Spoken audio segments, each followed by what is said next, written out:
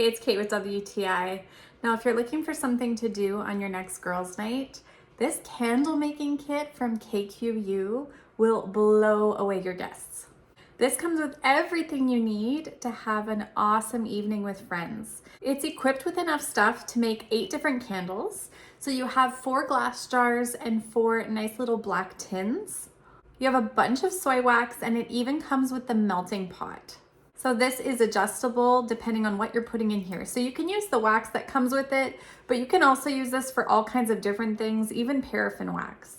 This kit also comes with 6 different scents. It has labels, it has regular wicks, but also wooden wicks. You have pens to write with, you have twine, everything you need to make the most adorable candle. You can even dye it different colors. Our group of girls had a blast having a girls' night and making our own candles. Some of the girls put coffee in theirs for just a little extra twist. We also used some of the containers we already had at home.